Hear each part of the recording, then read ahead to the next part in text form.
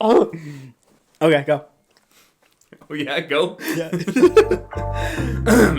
Hey everyone, welcome back to Snack Run Podcast. My name is Ryan Hernia, aka Never Lose Heart, aka Kona Hot Cafe, and this is my best buddy. What's up, guys? I'm Brady. I physically can't stop lactating from my left nipple. It keeps on flowing and going. Flowing and going, baby, just like the milk flows at Starbucks on a Sunday morning. And this is the Snack Run Podcast, your one-stop stop for all your pop culture and anime needs. Yeah, if you like anime, if you like cartoons, if you like Netflix or just having a good time learning a lot about the world, learning a lot about us, This is the place for you. Yeah, tell them, Brady.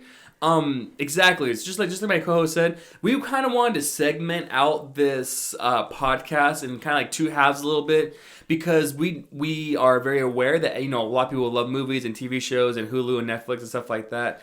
And so basically the first half is just going to be everything. Movie reviews, show recommendations, things we hear about in the media, reality shows, celebrities, etc. And the second half is going to be dedicated to anime and manga and things of that nature as well.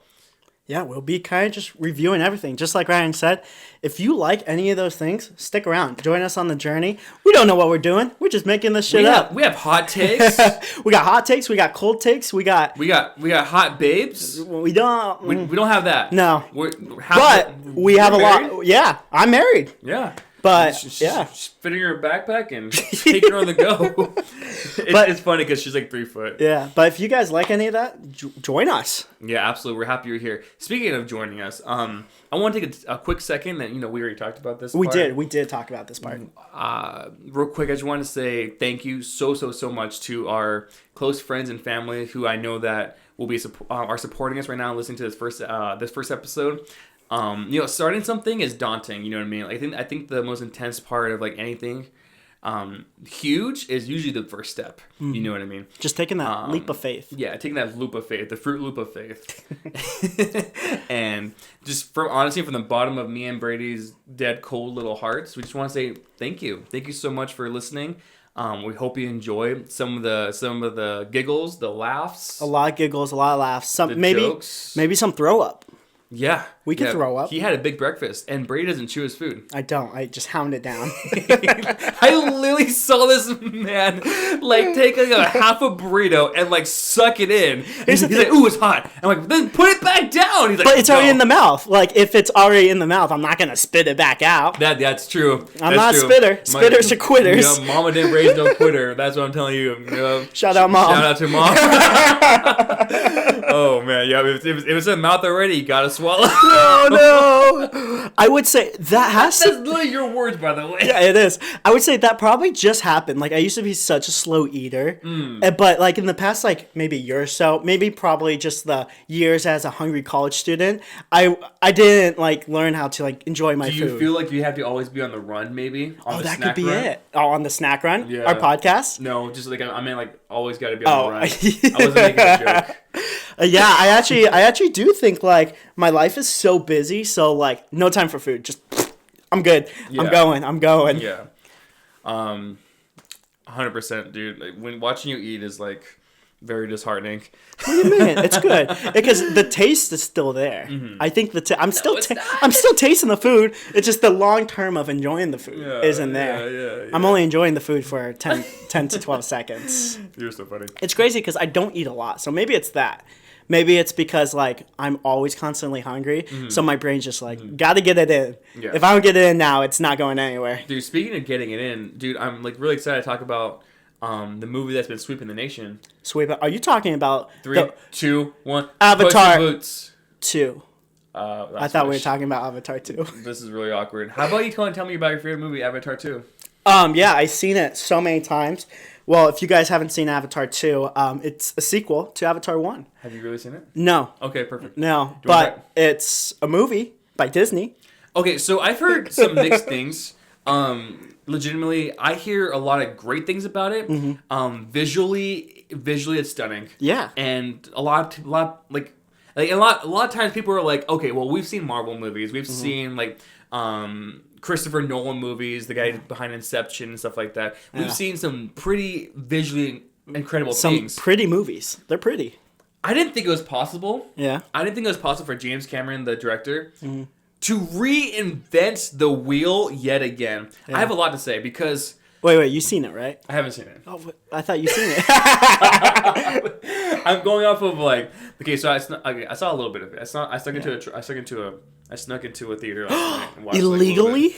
Not illegally. I was already in the building. Well, here's like what's really cool is like the old one was known for like being way ahead of its time. That's why it was such a like cultural phenomenon. Because it wasn't ready. The world wasn't, what was it, 2009 or something? Like that technology didn't come out yet. It was mainly like, I think I saw a thing like you only see real humans acting in it for about 25 to 30% of the first movie.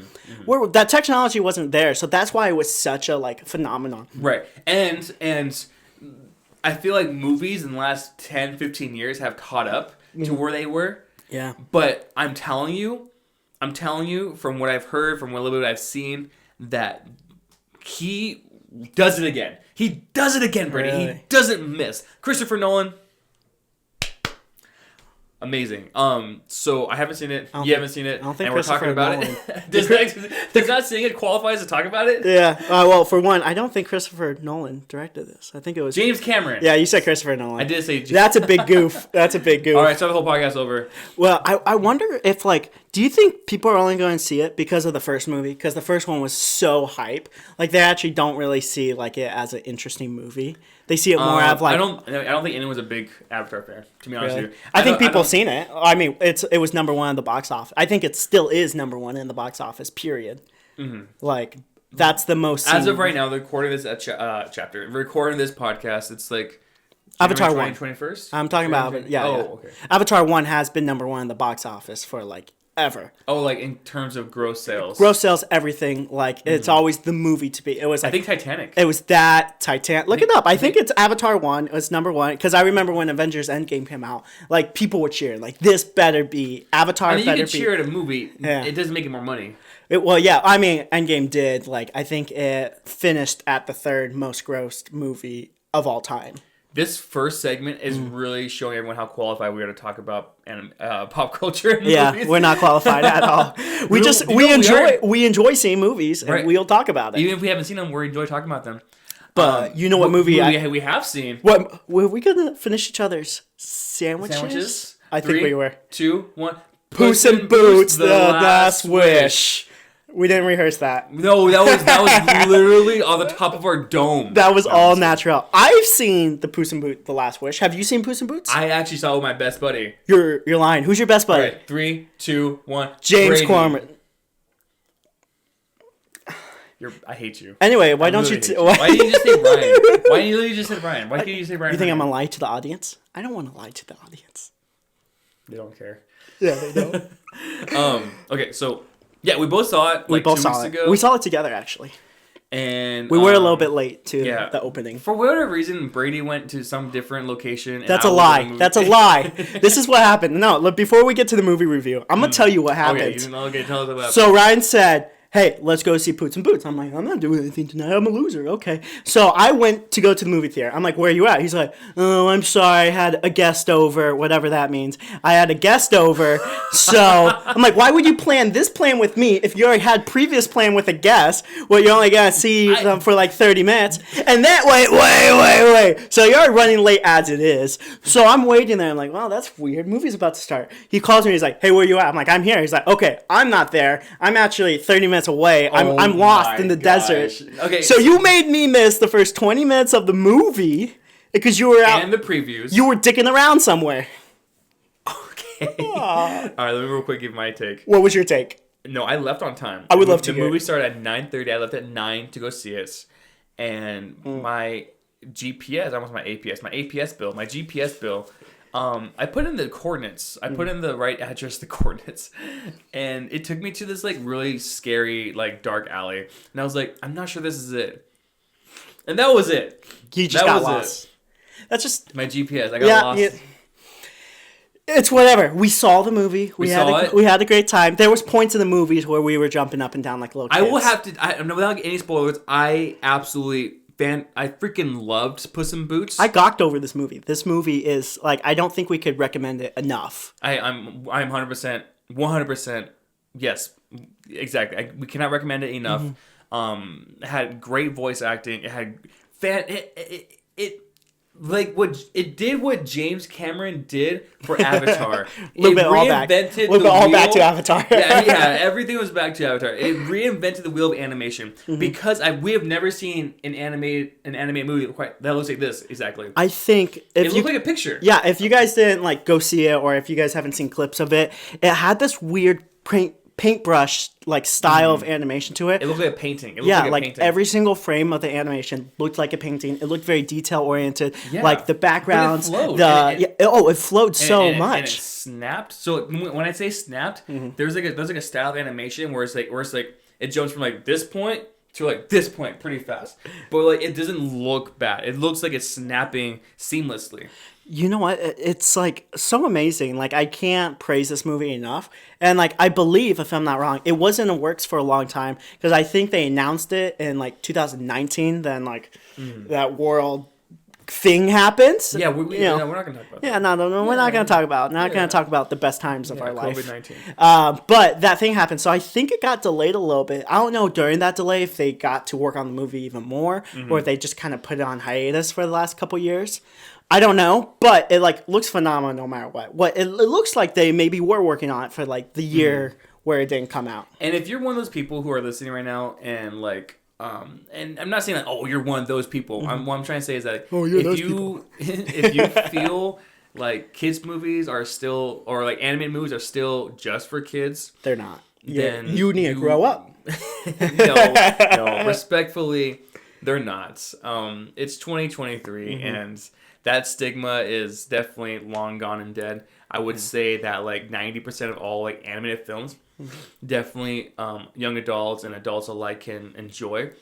Literally like there's like a way tiny handful of movies that like are animated that are more just for kids. Well, here's a cool thing. Here's a cool factual thing to think about, like when it comes to animation and stuff like that. Humans' first form of entertainment could have been stick figures, drawings on caves, or whatever, this or that. So, like, that's a simpler form of cartoon animation, just drawings on a picture, rather than, like, live action. So, like, it kind of goes back to, like, maybe our roots or whatever, this or that. Like, it's just crazy that people, like, still, like, don't give it a chance. Maybe not even hate on it or whatever. I don't really see a lot of hate. I see more of people not giving it a chance because it's like, it's a kid movie, it's for kids or whatever. But I mean, it shows to, like, it states to show, like, Spider-Man Into the Spider-Verse, this new Puss in Boots movie, it's breaking records. It's gained so many different awards. Like, it's up there along with live action movies. Just before we hopped on this podcast, I was reading an article, how it was like the top 2 for like a week. It was like right behind Avatar, and then it like dropped down to the number 5 or 6 spot, and then like it got another like social media push, and a lot of word of mouth, and it hopped back up to number 2. It's number 2 in the box office right now. That's crazy. And so we talked about like, oh, it's like statistics and everything. We talked about like the director and everything. We talked about that kind of stuff so far. What I want to touch on for a moment is how absolutely human they made Puss, because for the last like 4 movies, because he's been in Shrek 2, Shrek 3, Shrek 4, he's been in his own spin-off movie, Puss in Boots. So, and this is technically his 5th movie, technically. Yeah, true. And he's been on a bunch of other stuff. He had his own cartoon series. Yeah, right, exactly. He had a lot of smaller and other this stuff. one, they made him feel a lot more human, and they made him feel a lot more like the character development, right? Yeah. Because for a long time, his big thing was that he's cocky. Yeah, he's cocky. Puss in Boots fears nothing. He's kind of like an ace of all trade. He could do anything. But this one really humanizes him. I think that's what makes a character a good character, is their flaws. If you're gonna watch a character who's absolutely perfect, our human brain doesn't like analyze that as like, we can't relate. Yeah, we can't relate. If it's not relatable, then it's not gonna be enjoyed. Like, that's why we love Spider-Man. Yeah, because, that's why he struggles and he sucks. If it's a person who has human flaws, they're not perfect, then in our brain, like, that's relatable. It's entertaining. If you're just watching someone doing something perfect all the time, your brain's automatically gonna clock out, saying like, why am I even watching this? This is unrealistic. Exactly. So just real quick, I don't want to keep talking about Puss in Boots for another 20 minutes or anything. But I will say, I will talk about Puss in Boots for another 20 minutes. My last point I want to point out was that I'm not gonna give all spoilers away or anything, but he does go from cocky to real humble, real fast, and he has to deal with his mortality. He has to deal with the fact that he's down to his last few chops and he could die. And he finds himself like a lot more compassionate, a lot slower, and like, oh my god, I think my favorite part of the whole movie was the new Chihuahua character, Perrito. He wants to be a therapy dog. A therapy dog, yeah. And my favorite scene, and maybe yours too, I'm not sure. Let me hear it. Was when Puss is confronted with like serious danger of his own life, and he has like a very realistic panic attack. Yeah. And as a person who has had like a few panic attacks in his life, in my life, I resonated so much. And to watch Perrito, the little dog character, put his head on Puss as he tries to calm him down. Oh my gosh, like heartstrings have been like pulled, and like, it's crazy like how realistic they were able to get like the panic attack, the feelings, your senses, how it all kind of just comes in, and like and it's kind of weird. It's a very mature like theme to talk about in a quote unquote kids movie. What's like, it's not like there's kids element to like entertain kids, but like it's just like the quote unquote like more adult themes, like they really honed in on that, and I think that's what made it really enjoyable. Right. Because you're like, oh wow, like maybe someone in the audience can relate to that. Like, wow, I experienced the same thing, and now this character I'm watching, who I'm really invested in, like they're experiencing the same thing. Right, exactly, and they did a really good job at portraying it and making, like you said, making them feel human, because the more human a character feels, no matter how cool they are, no matter what powers they have,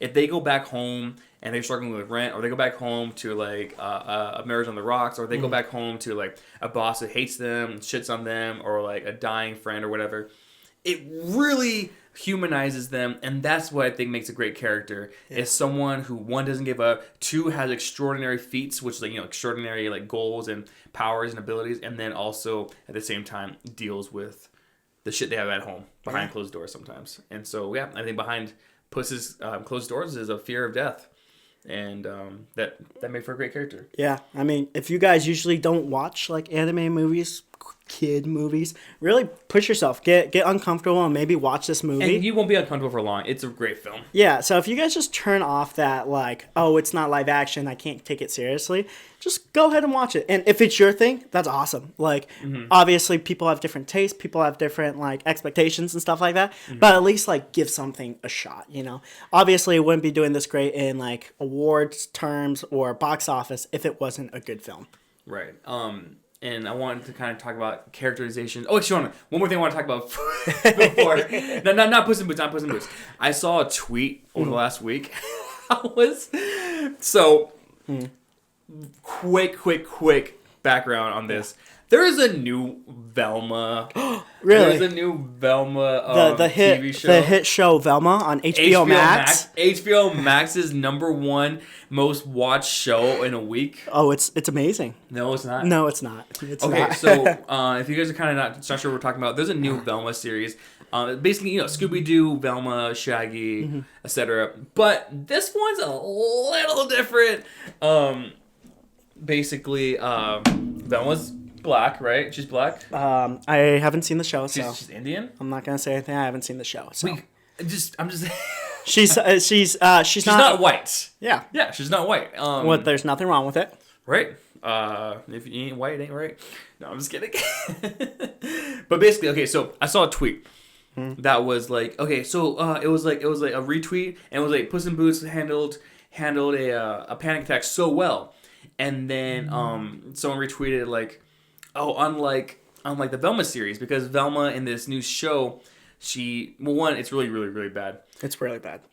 Two, Velma's having a panic attack, and do you know how she calms down? She gets kissed by Daphne, right? Daphne straight up goes, and they start making out and kissing. Yeah. Is that from I don't know. I don't know a lot about panic attacks. Is that a good way for someone to get out of a panic attack? Hell, Or does it make it worse? Language. Hell fucking no. Like, okay, so, and then the retweet said, and by the way, if anyone's having a panic attack, do not kiss them. Yeah. No. I think it would just make it worse. So my panic attack, I watched in 2020. I had a lot going on, like really a lot going on inwardly, and I saw a movie about road rage, and that set me off. That really kind of set me off to having a panic attack. And I was walking, and I had like I couldn't breathe. I kept crying. I kept like heaving and hoeing my chest. Like my I could not like get my lungs to calm down. And I think if anyone tried to kiss me at that point, I literally would have like pushed them away and like maybe like just like yelled at them and like walked off or something. That's crazy. I mean, because you haven't seen the show fully, right? I don't have HBO Max. Yeah. I mean, I do. So maybe we could just like... We could just watch it at yours. We could take a bullet for the team and watch it and maybe give you guys a full review. But what I've seen of it, it's just like not good. Just like how they handled the characters. I think on the internet, I only seen like one person standing up for the show, but everybody else is just dogging on it because it's just not like the characters aren't written great. They're not like the characters don't even have to be accurate. I like in my opinion, like I think it's trying to do what the Harley Quinn show did on HBO Max, right. where they just turn all their characteristics up to 20, and sometimes that works out for better. But in the Harley Quinn show, that's their like canon characteristics. That's how they are in the comic books. That's how they are in this or that medium, and they just turned out for a 20. In the Velma, they take these characters, put different characteristics, what they're not known for, and then turn that up to a dial of 20. So like they're trying to do what the Harley Quinn show, just not doing it well. Also, they swapped everyone's race. I think one or two people is fine, but all of them are race swapped.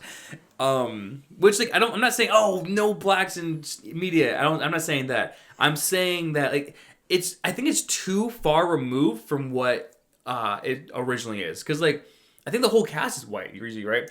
And so like it's sort of like going like, oh, you like hamburgers? Well, here's a hamburger made of like I don't know, like lettuce and ostrich meat and like eggs and everything. I'm like, well, this is just a little bit too far from what I'm used to. Yeah, I mean, for me personally, I don't think that really matters as long as they're good written characters. But they're not. Like, yeah, and that's the hard thing is like they're not. Like I don't care as long as it's a good story with good characters.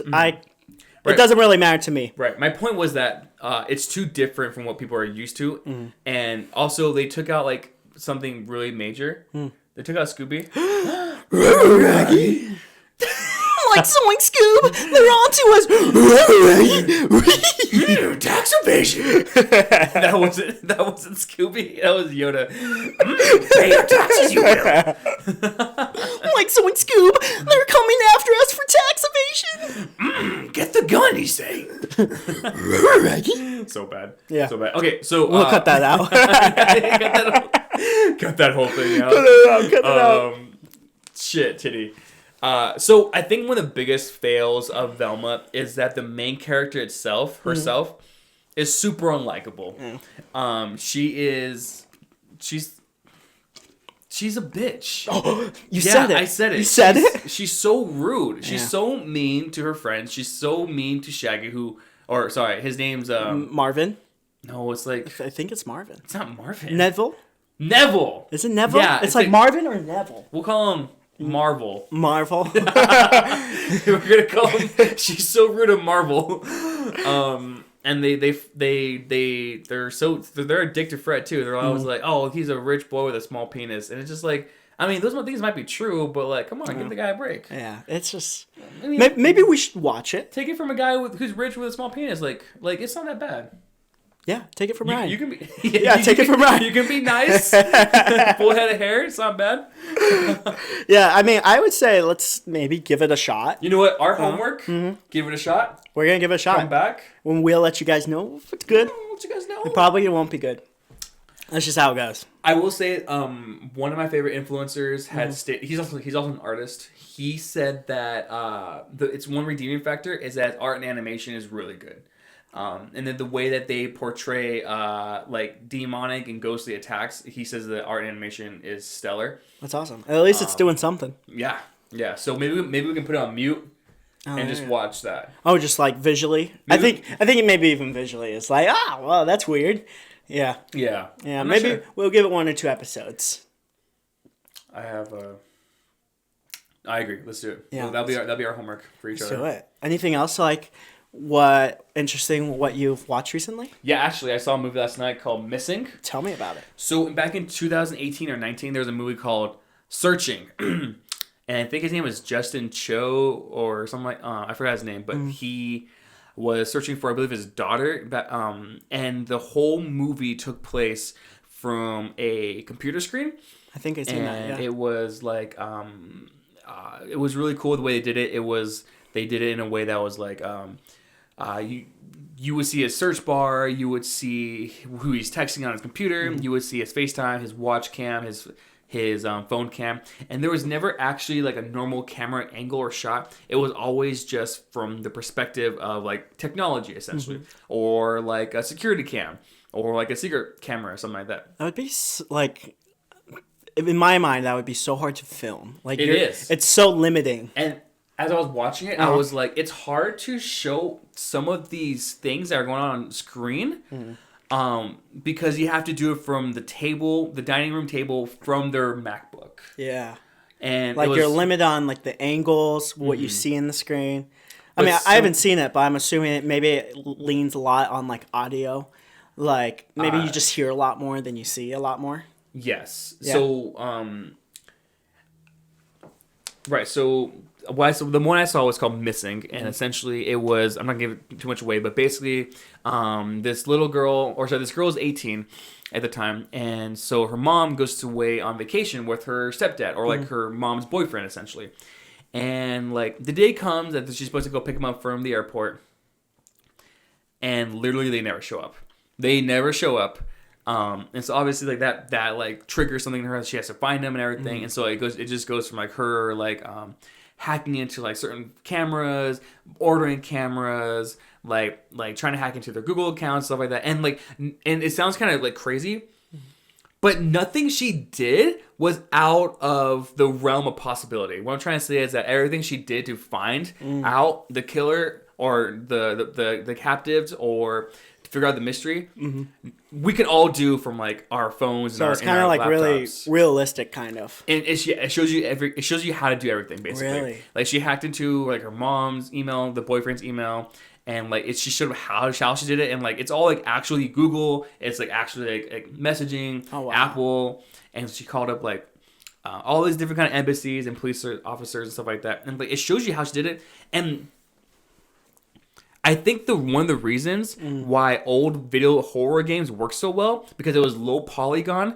and because because the graphics were not as great as they are now, I feel like graphics today spoon feed us what the zombies, horror, demons, and crazy, scary stuff is supposed to look like. While back then, you had like a low poly, a low graphic form of a zombie, which kind of left in your brain to fill the gaps. It kind of leaves it up to your imagination. Exactly. Of like, this is what it could look like, and it's kind of a different experience for everybody. Yeah. And definitely people's imagination. Like, that's one of the scariest things in human like nature is not knowing the unknown, you know? Exactly. So, exactly. That's why when you read a book and you imagine that character or that place or that item in your head, it looks so much cooler because the way that you envision it, or so much scarier because it's like the vision that you place on it. Yeah. But then once one gets put to film, you're like, wait a a minute, that's not how I envisioned and it's it. kind of a vision of someone else, and you have to watch their version that they played out in their head. Yeah, and that's why everyone's like, "Oh, it's the book's better."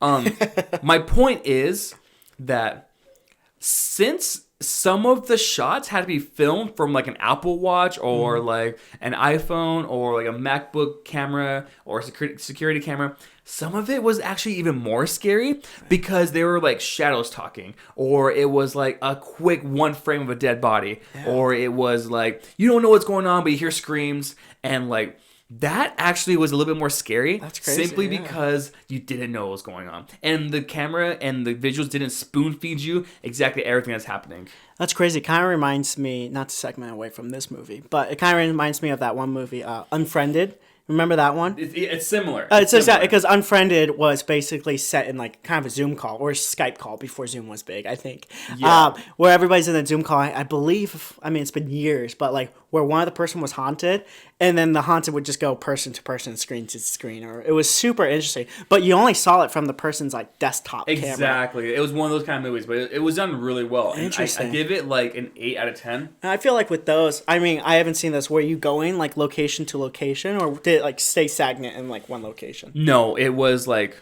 25 locations. Really? 20 locations, Okay. yeah. Because she had to voice call people. She bought an Apple Watch with like a watch with like a high def camera. Interesting. She bought like extra phones and like hacked into her own security camera. Oh, there's like there's like new like bells that'll show. Oh, ring. The ring bells? Yeah. That was a big part of it. Oh that was like, my that was so freaking scary. It was scary. Oh man. You know, I don't do scary movies. Well, I mean, okay, so it's more mystery than it's scary, but towards the end, Is it like a thrill? You're like, yeah, whoa. it was a thriller mystery. Yeah. In this movie, Missing, I highly recommend it. It's not a hardcore horror, but it's like a horror thriller mystery. Mm-hmm.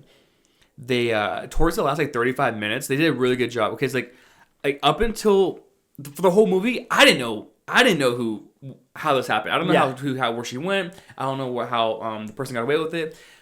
It was twist and turn, twist and turn, twist and turn. I didn't know where it was going. And I was pleasantly surprised of how edge of my seat I was towards the last 30 minutes. Man, that's crazy. Maybe I'll go watch it. That's awesome. Yeah, Brady, I'm happy. I mean, I don't do scary stuff because my heart's very soft. You're gonna lactate. I will lactate, and I have a soft heart. So like that. Those two together. Those scary stuff doesn't really comfort me, but yeah, I really lean towards those like comfort. Creative. Well, creative. Oh, I mean, I don't know. I lean towards those like comfort type of shows, like those comfort shows. Like, I always have those It's like not a comfort show. It's not a comfort movie or anything. It's like very like See, that's why I don't do horror movies because I'm on the edge of my seat. I'm like, I'm not gonna pay money so I could shit myself and throw up and be scared. Why would you pay money to be scared? I mean, that's not kink shame now. Like, come on, man. I guess for me, I like to feel comfortable when I'm watching something. Yeah. And I always have those comfort like movies and You shows. like to be happy. I do. I like to hurt myself. Yeah, I'm a guy who like loves his happy endings. Like anything with a beautiful happy ending. That's why like I'm a huge Marvel guy. But at the end of Infinity War, I was like, you know what? It's not a happy ending. I don't think this is a happy ending. Dude. Fun fact about Brady: he did not like the new Stranger Things, the Doctor Stranger Things, Multiverse of Madness. It was all right. I wasn't happy. It wasn't like. I guess maybe it wasn't happy. Maybe that's why I liked Thor better. A lot of people died. A lot of people died. But I could care less if those people died. Whatever. But it was just different and interesting. I think it promised a lot and it didn't deliver a lot. Like it promised like multiverse this, multiverse that, and like multiverse. You threw yourself like around 20 different ones, but you only interacted with about 2 different multiverses. And then the second one was like just one person. Yeah, the second one was just the evil Doctor Strange in his evil mansion because of the corruption of his universe or whatever. Right. Like you only got to experience like I'm fine if you call it like something else, but Multiverse of Madness, I don't really think they really even invested into the multiverse. Yeah, I mean, I guess they could have called it something else. Like I said, it wasn't a bad movie. I love Marvel movies. I don't think a lot of them are bad or terrible, but this one just didn't catch my attention. It was definitely unique. I'll say that. It was cool when he like possessed himself and became like a Dark Lord. That was cool. And became like a zombie Dark Lord. Yeah, that was cool. And like he controlled spirits and stuff. That was sick, actually. There was a couple things I thought it was sick. I actually don't even judge like a lot of movies on their like CG or anything like that. As long as I could escape from the realism and really enjoy the movie. If like the CG is not even perfect, I'll still enjoy it. So like that part was sick. The beginning part against the squid, kind of like the Gima, I forget that guy with the eye, the squid guy with the eye. He's called something, but like their fight. No. Squid guy with an eye. Yeah. He has a very popular name. It's like Gimigora or something like that. He's like known throughout like the MCU and even like whatever universe is. But their fight when Wong and Steve jumped away from the wedding and he like turned on his cape while he was falling down. Oh, that was a random monster. Yeah, that was a really cool scene of just fighting. Even though like some of the CG, like I think just say you don't like it. Yeah, so like just say you don't like it. I like it. You liked it? Yeah, I can't say I didn't like it. Folks, Brady liked Multiverse of Madness. Yeah. He just didn't love Ryan's really good at like thinking or like letting people think that you hate something when you actually really don't. All right. Well, I guess you know more about me than from Brady. Do you want to take a quick break and then hop into the second half of the podcast? Yeah, let's do it. Let's do it. Yeah. I just want some water. Okay. Cool? Is that cool with you? Yeah, we'll be right back. We'll be right back after these messages. Number 15. Whopper, Junior, Double, Triple, Whopper, Flame Grill, Taste with. Hey, welcome back, guys. We got Ryan's camera working, so hopefully you could see him all good. James, cut to Ryan. Hi. Hey, thank you, James. This is a part of the podcast where we're going to be talking about anime and all that fun stuff. And the latter portion, maybe we could talk a little bit about maybe some intro animes or comfort animes, just in case you're not familiar with the medium. Exactly. So, if you're one of those people who you've heard about it, you maybe watch one or two, you know what Naruto is or something. We just maybe wanted to encourage you and check out like maybe one or two that are like really easy, simple binges. You know, something that's like easily digestible and fun. Yeah, it's crazy because there's some anime out there that's like absolutely mind-blowing bonkers. Some are like 900 episode, even like the 24 episode ones. Like your brain is fried after watching those 24 episodes. Yeah. So there's some definitely like intro animes where it's just super easy to watch. Kind of get you introduced to like the medium of like what is anime and like what's this like weird stuff what everybody's watching nowadays. Right. I mean, it was definitely weird like 20 years ago, 15 years ago. But like, I would honestly argue that like maybe the last like 3 or 4 years, 5 years, like it's a lot more people are very open to anime and manga. Like who's maybe one of your favorite celebrities who you know loves anime and manga? Oh, Cardi B. Cardi B loves anime. Yeah, she went to the JoJo's museum in she Japan. Loves JoJo. Yeah. Like it's just like wait, Cardi B. Are you not talking about Megan Thee Stallion? Oh, I'm talking about both. Cardi B loves. Really? Yeah, Cardi B loves anime. There's a lot of famous people who just love anime. Chance the Rapper loves anime. I'm guessing Justin Bieber loves anime. He looks like my type. He looks like my type of guy who would like anime. Looks. But I'm not saying he is. But if you are, I know you're watching J Beeps. Yeah, we know you're watching Mr. Beebs. Yeah, hit us up and let us know what's your favorite anime. I know for a fact that Megan Thee Stallion, she did a photo shoot, and she dressed up as Todoroki from My Hero Academia. And she also recently was geeking out about going to the JoJo's Bizarre Adventure Museum in Japan. It was Megan, yeah. Yeah, and she was ecstatic about that. And her raps have lyrics in it. Where one lyric, I'm not gonna try to rap it, but like you should try to rap it. You want me to throw down a beat for you? No, I'll throw it down. Okay, go ahead. You want me to throw down a beat for you? Sure, yeah. Okay. Sitting on the couch trying to get my pussy ate, looking for my Sasuke, and that's it. That's vulgar. Yeah, it's bad. Yeah, it's bad. I probably never want to hear you say that again. That's literally the lyrics. I'm pretty sure. Never say that again. Yeah, please don't clip that. Yeah, but a lot more people are open to watching anime. Did you want to ask me what my favorite? Oh yeah, my bad. My favorite celebrity who likes anime. Who is your favorite celebrity who likes anime? Michael B. Jordan. Oh, he's a great one. He's a great one. He's talked openly about his inspiration for being Killmonger in Black Panther 1. He talked very openly about how it influenced him to be like a better villain in that series or in that movie. He came out with a line of products that were heavily based off of like the Uchiha clan from Naruto. And he's like helping produce some anime for Netflix and stuff like that. He produced like a movie called a show called Raising Dion, and he has like a son named Dion who has superpowers, and that's also like loosely based off of like Japan and anime and stuff like that. And so honestly, like. He's a cool dude. I like him. Exactly. Like what I was trying to say is that like He's hot. Yeah, he's hot. He's hot. He's an Did attractive guy. Yeah, did you know that Michael B. Jordan, when he was playing Killmonger, a lot of like his suit is based off of Vegeta's Saiyan armor? You know what's crazy? I always thought that, but Yeah. then until I read the article recently, I that confirmed it. Really? Because if I always thought that. I never like thought about it. It didn't cross my mind. But once when I heard like that fact coming or that article come out, I was like, you know what? That does make a lot of sense. Right. I was like, it looks kind of identical, or at least takes a lot of inspiration from it. It does. It has like the shoulder pads go up a little bit, or sorry, the shoulder straps. Yeah. The blue, obviously. I was like, man's gotta love that his Dragon Ball. Yeah. I mean, who doesn't? Grandfather anime. The grandfather of modern day anime, I'll argue. Really? You don't think it's the grandfather of classic anime? You think anime's only been out for 30 years, 20 years? Dragon Ball is one of the oldest shonen anime out there. It is the oldest shonen anime out there. You think I'm capping? Yeah, I think so. I'm not saying like when Dragon Ball came out, like Dragon Ball. There was definitely anime and shonen anime before. Well, yes, before but it's I'm like saying, it pioneered. Okay, fine.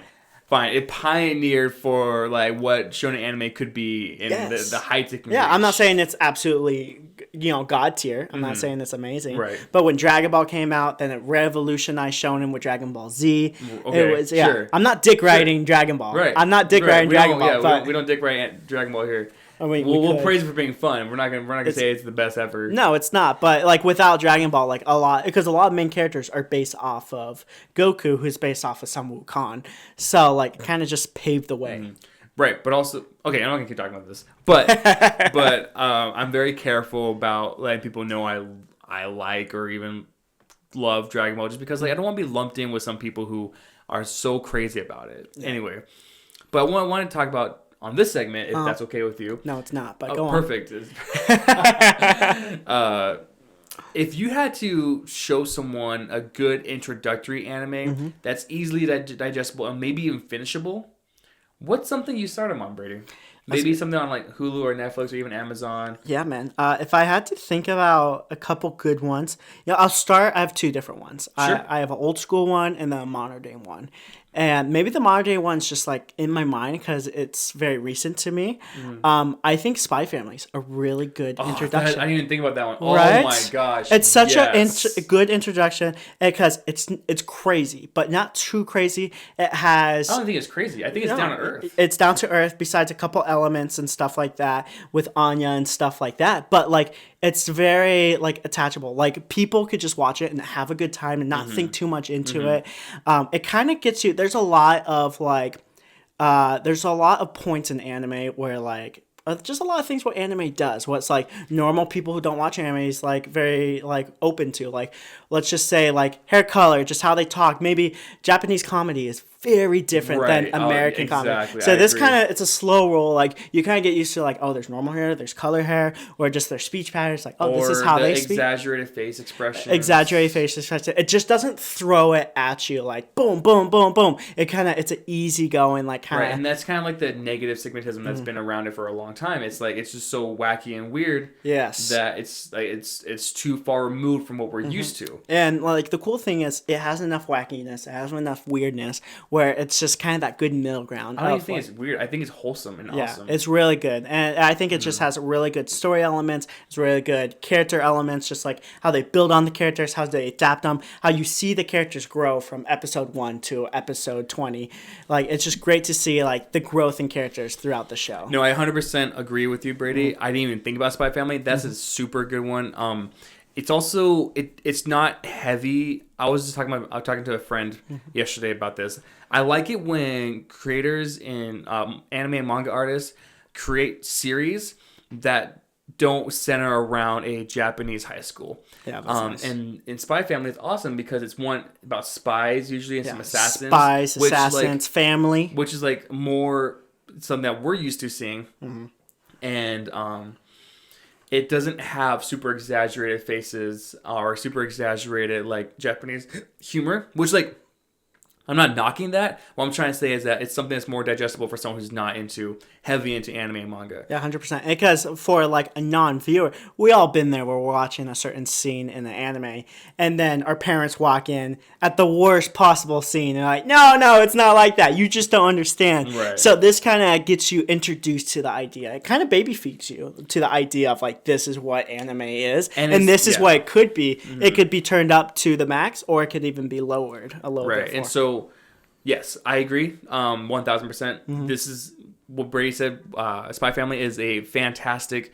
In fact, a few weeks ago, I had this idea that maybe your wife, being 3 foot, maybe she relates to Anya more. Yeah. I really thought she might take to Spy Family. Yeah, she's definitely been in the room when I watch it, and I even show her like the intros, like, "Yo, this is so cool! This is so cool!" In my opinion, the ending theme is so beautiful. The so intros, wholesome. the ending, like, and that's the cool thing about Spy Family. It's also just easy to watch, and it's really beautiful to watch too. It's the animation's really good. Yeah, it's like, why do you have to? Oh wait, hold good? on. We've been talking. We're praising this. They don't know what it's about. Give them okay. a 2-minute synopsis. Of So what's if going you on. guys haven't heard of Spy Family, or maybe just want to be introduced to it, Spy Family is really fun, creative anime which just came out in the past couple of years. Just got a full animation about the first season. So basically it follows Lloyd. Lloyd is a spy for his certain country. His job is to infiltrate this one country and kind of get government intel about what the country's planning, what they're planning to do in the future. And he has to build a fake family. Yeah, and he has to build a fake family to kind of blend in. He has to infiltrate the school where one of their governor's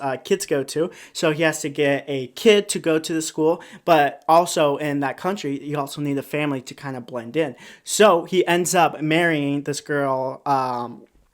I'm forgetting her name. I'm so bad. Oh my gosh. Yor, obviously. I'm so sorry.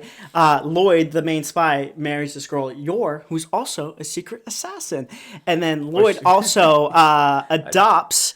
the actual main character. Yeah, Lloyd actually, he adopts Anya, who has secret psychic abilities to read people's mind. And all she wants is to have a real family. Lloyd is just it's kind of a wholesome family. They're all kind of using each other. Yeah, they're all kind of using each other. Then you get to see the characters grow on more than just using each other. Like, I feel like Yor, even in the beginning like halfway through / beginning of the season, like really loves Anya. Yeah, like really wants her. She's a very wholesome gal. Right, like when she's in danger or they're in danger, she flips the switch and goes into assassin mode.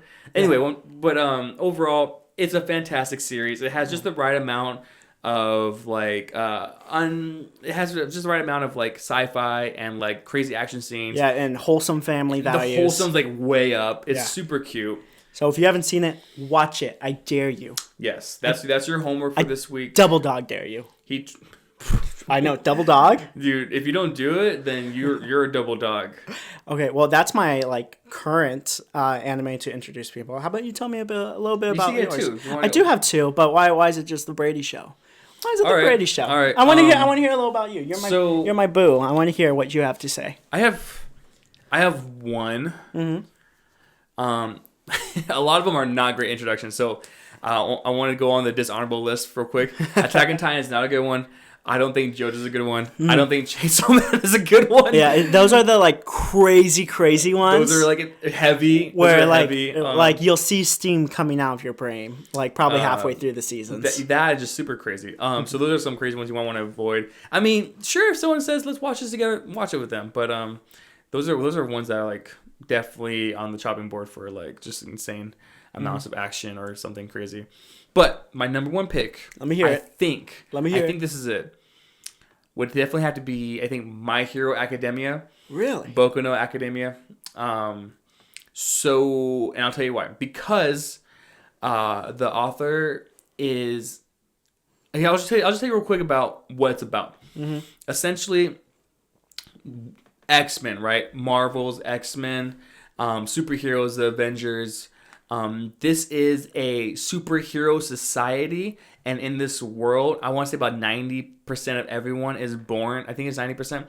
Everyone is born with a power or something they like to call quirks. And quirks can be something like you shoot like fire out of your fingertips, or you have all the powers of like a frog, or you have all the powers of like a bird. or you can like I don't know, manipulate something, right? Essentially. Yeah, So you have a power. You could literally just do anything. Yeah. Or so like whatever you're born with something, right? Oh, that's cool. Yeah, and so kids in Japan, they go to school to train up their power to make it even stronger and become great heroes. And so the creator Koei Horikoshi behind the series of My Hero Academia, he takes a lot of inspiration from Marvel and DC and Western influences. So much so that there's actually a crossover manga, like Japanese comic of Deadpool and All Might, which is one of the pro heroes in the series, and they fight alongside together. And they fight. I think it's Thanos. They fight together. He loves that kind of stuff, and so a lot of those elements are carried over to My Hero.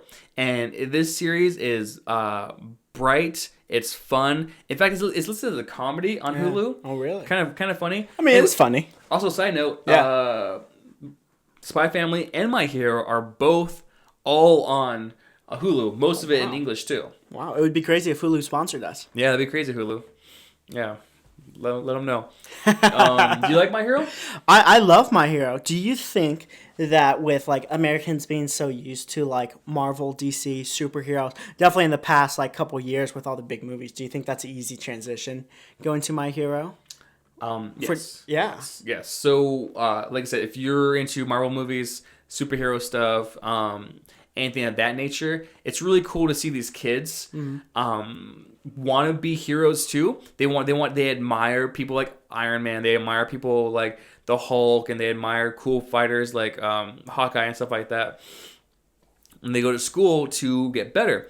And it's really cool about these quirks is that, let's say you can breathe fire, but let's say you're not like that good at it, right? You breathe fire, and you can't really control it or manipulate it.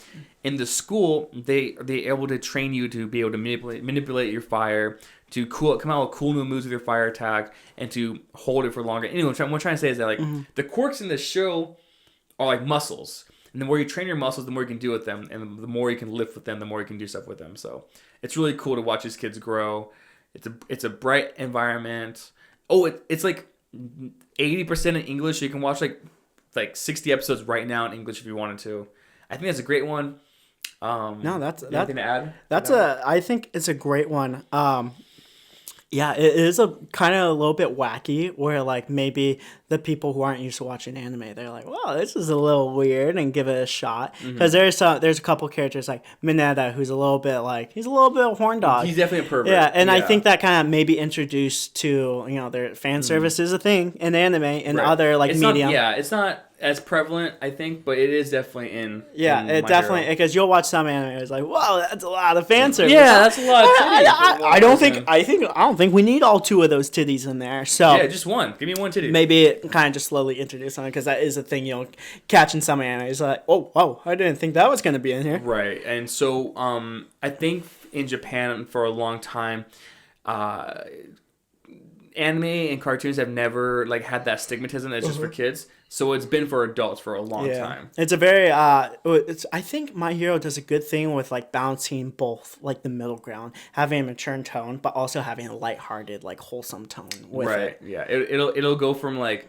world ending or like real danger situations to like schoolyard brawl kind of thing, or like some training exercises where it feels like it's not as like heavy on the world-ending, warnings and situations. And obviously, you can't forget the Christmas episodes. If they have Christmas, it has to be a good. Right. It has to be a good anime if they have a good Christmas episode. Yeah. So I'll tell you real quick about the synopsis. I've been talking about My Hero for a while and trying to sell you on it. So I told you about the world a little bit, which 90% of the world has powers. So it takes place. So this our main character his name is Izuku Midoriya, and basically this poor kid wants to be a hero more than anyone else. And unfortunately, he falls in that 10% who were born without a power. Oh no. That sucks. Oh no. That's like me. I'm born without power. You were born without. No, you can swallow any food whole. I can. Remember earlier in the podcast, you said if it's in your mouth, you have to swallow it. But that's a good power to have. Yeah, make that a shirt, someone. And so there's this hero in Japan. He's the number one hero. There's like a ranking system And he's the number one hero in Japan. His name is All Might, and he's heavily based off like everything American essentially. Yeah. And he's the strongest hero ever. He beats everyone with one punch. He saves everyone. He never runs out of breath. He's like the coolest guy ever. Yeah. And Izuku Midoriya, he loves his character. And so basically one day through a freak accident, he meets with this character. He meets with the number one hero in the world. And he learns that All Might's quirk, All Might's power, can actually be passed on to someone else. And so he chooses Midoriya based off of like his valor and his want to save people and his big heart. And so the show starts off with Deku inheriting incredible powers and learning how to use them. And he's way behind because everyone else has already been training with their powers for years and years and years, and he's way behind. Man, yeah. But he joins up in an academy and he learns, and I think you sold him. I think you sold him on it. I think so too. Would you say it's probably one of your favorite anime? I think I would say that. You think it's at least in the top 3? Yeah, I would say it's my top 3.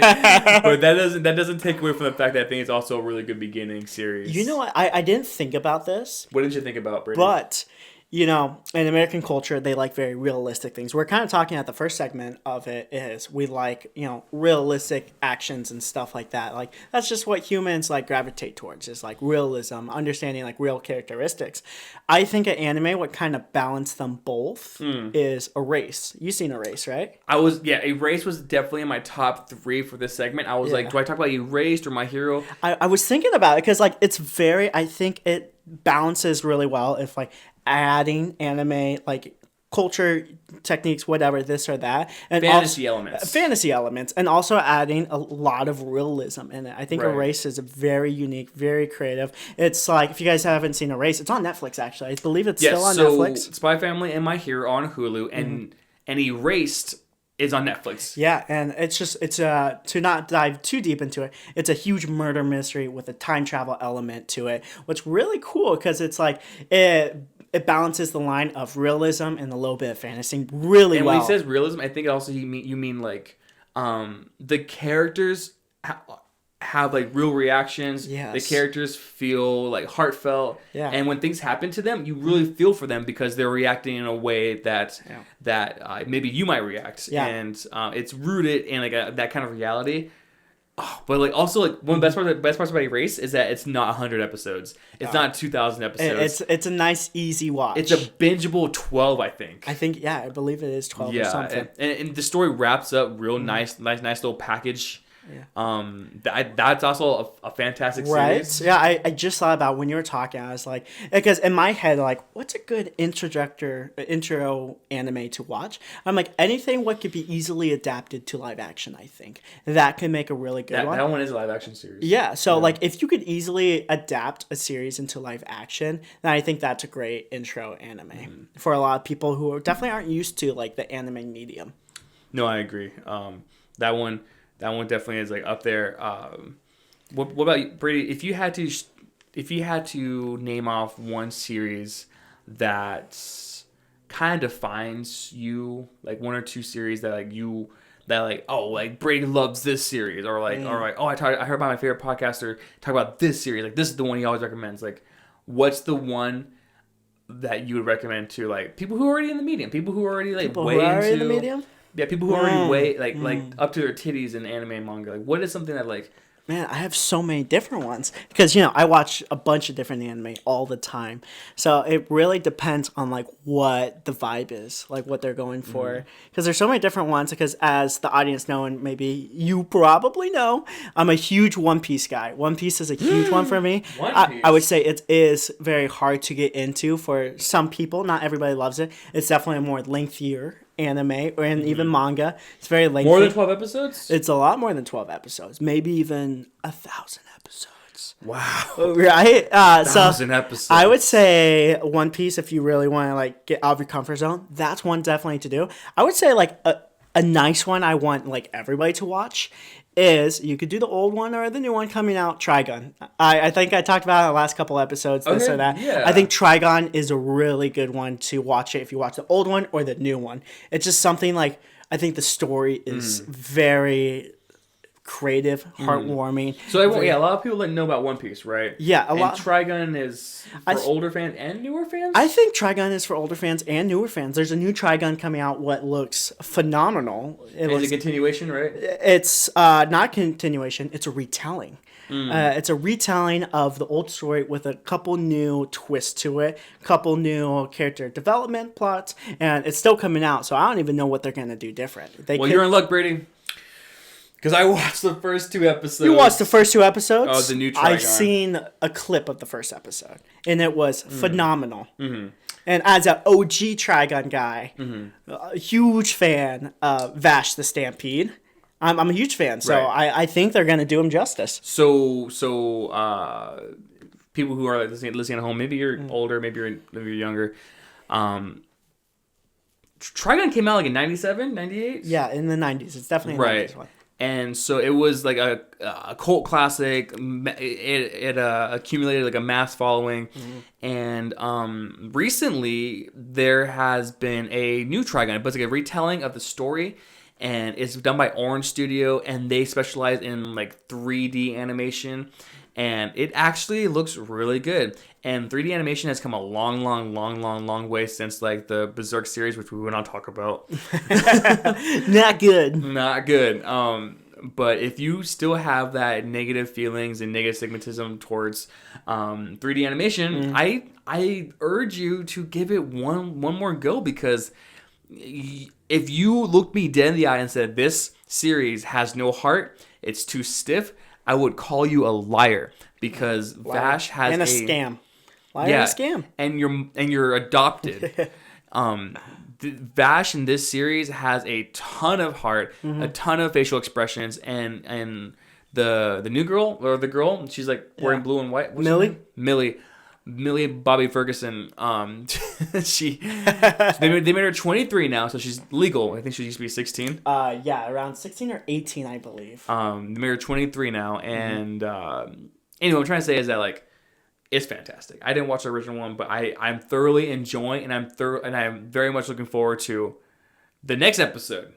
So Trigun, I think it's great. It's crazy because what I was worried that like Vash is an OG character. I watched it in the English back in the day. He was voiced by Johnny Young Bosch.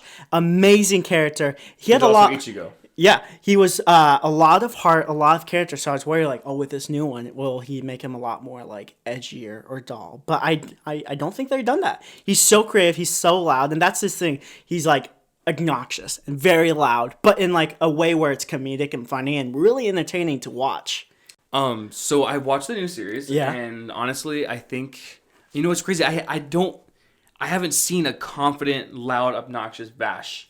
Really? I've only seen like in 2 episodes. I've only seen like a timid one, a silly one, but I haven't seen anything that's like, oh, this guy's a badass. I mean, he has some badass moments. Yeah, but his heart is on full display. Yeah, it's good. I think when I say like he's loud and obnoxious, like he just shows like what he's currently feeling and stuff. Like there will be parts where I think in the old series, there's parts where he's going against his foe and he's running away. He's just saying, "I'm gonna die, I'm gonna die, I'm gonna die, I'm gonna die." Then he just figures it out. Yeah. Like he's fully transparent about like what he's currently thinking, and like he's a great like marksmith. Like he could shoot anything, anywhere. But, like, he's just very loud, and you know what he's thinking. He's an open book all the time.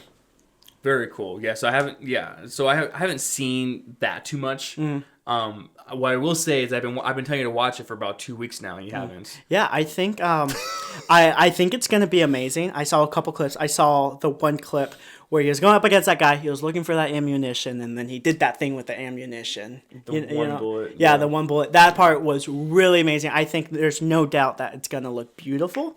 It does look beautiful. Yeah, maybe I'm gonna let for 4 or 5 more episodes to come out. Then I'll just binge like the first. Because you're a binger. Yeah, I mean, depends if I'm a binger or a watcher or week by week. So me personally, I like to. So I have like 3 or 4 podcasts I keep up with, and then I have like 5 anime right now. Do you keep up with the Snack Run podcast? Yeah, I do actually. I'm subscribed. You're subscribed. To their Patreon. That's Patreon.com/snackrun.com. We don't have a Patreon. But we will start one. We might start one. If you want us to. But don't forget to subscribe. So, real quick, I'm not a binger. If I watch like 3 or 4 episodes of anything, I'm like, that's enough for today. Yeah. I like to have things to look forward to every day and every week. So I look forward to like a handful of things each week, and then that kind of keeps me going. You know, it makes me feel happy. While you like all your serotonin in one sitting. It really depends, because like if it's something I'm absolutely hyped about, I'll go week by week. Like the One Piece manga, I have to read it week by week. But if it's something like I'm not really used to, let's say. Maybe it's something. What's the most recent one? Oh, on MCU, they released on Disney Plus a She-Hulk. I was like, oh, okay, whatever. I wait for like the whole season to come out, and I just watch the whole season one. What about Moon Knight? Moon Knight, I was really hyped about. I was watching like every single YouTube, every single TikTok I found about it.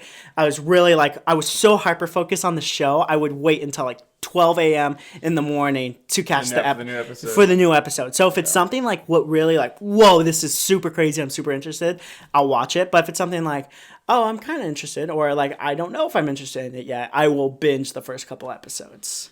Very so cool. I'm totally, I like I'm totally down like waiting a little bit. But if it's something like where my ADHD really hyper focus on it, then like that's the only thing I'm thinking about for that next couple weeks. Right. So I wish you were like a week to week everything though, because like I don't know, I just like I want you to watch Tripod. I want I want you to watch. Yeah, I'll watch Tripod. Bro, give me some. Oh yeah. Dude, we got the jokes. I want you to watch Trigun. Yeah. You know, man, We should watch Velma and Trigun.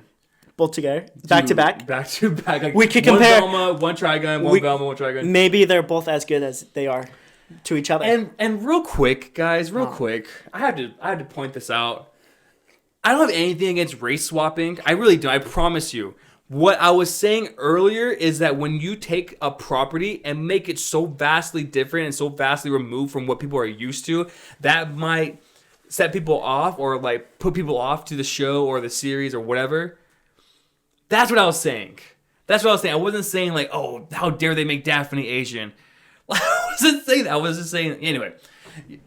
Yeah. You know what I mean. Like you are a huge Harry Potter guy, massive, biggest one I know. And when they said that, what's his name, Haggard, the big guy, you know the big guy I'm talking about. Yeah. When they came on and said he's trans or something, I was like, really? Or he's gay? You know what I'm talking about. You're not a Harry Potter guy? Never, Different Brady? Never seen. Different Brady. Never seen one movie. Really? No, never. I can't read the books because I can't read. You can't read. So, is there a manga? Is there a manga? Is there an audiobook? You know what? There is a manga of Harry Potter coming out. I'm sure. There's a manga of everything. Yeah. Yeah, that's awesome, man. Yeah, that's about time. Yeah, I think we should about wrap up. I think we've been talking continuously for about 2.5 hours. I think so too. I think we're gonna cut it up. We're gonna cut it up about 30 minutes, but we've been talking for about 2.5 hours. So I think I need my voice to rest, man. I think it was a successful first episode because that's gonna hydrate you. Lick that whipped cream, boy. Yep. Welcome back to Brady's ASMR. Ew. I had a lot of fun today. First episode. I had a lot of fun, man. We hit all the quotas. We hit the mainstream movies and TV shows. We hit our pay stubs. We hit our quota on viewers. We hit our quota on listeners. 10. Almost 10. What's gonna be awesome. That's gonna really help our paychecks out. Yes. 10 cents per viewers. Next week we're gonna be doing a giveaway. Oh, yeah, a giveaway. That's awesome. Giveaway. I didn't know we had stuff to give away. We do, yeah. Oh, that's awesome. I better come back next week to see what we're giving away. You better smash that subscribe button the same way you. Anyway, I was gonna say something about. Just save it for next time. Also, there's one more thing that we haven't talked about or discussed even with each other. What, man? How to end a podcast. I think it should just be a hard cut. Like right here when I say cut. No. The homework is Spy Family or My Hero Academia. For you guys. Brady's homework. What's my homework, Ryan? Is Tripod, Stampede. This was the new series is called Trigun Stampede. Oh, it's Trigun Stampede? Not Tripod Stampede? Yeah, not Tripod Stampede. Oh, okay. So that's your homework. Okay. And then, did you want to give me homework? Yeah, I'll give you homework. Sure. I want you to watch the rest of Spy Family because I know you haven't That's finished a it. lot. It's not a lot. It's not a lot. Yeah, I'm you on could episode like 10 of like 30. You could do it. I believe in you. I'll do like maybe 10 more episodes. We'll see how much you can watch. I'm gonna do 10 episodes of Spy Family. That's literally finishes. You have 2 episodes. That literally finishes You have the 2 series. episodes to watch. Season 2 of Spy Family is coming out. You need to watch it. Okay. All right. I'm gonna try to throw down 5 to 10 episodes of Spy Family. And I will throw down 2 episodes. Fuck you. All right, guys. That's been about it. Next time we'll have a proper outro, and we'll also have a giveaway. Woo! Giveaway! And if you listen this long, or if you watch this long, holy shit! Like every you must, 2.5 hours. No, I don't think it's been that long. No. But if you honestly, from the bottom of Brady's little heart, My little lactate nipple. He's got a heart problem. From the bottom of Brady's nipple, thank you so much for listening and hanging out with us this long. It means a lot to us. Stop. Okay. I'll milk you after this. All right. See you next time. Bye. Bye.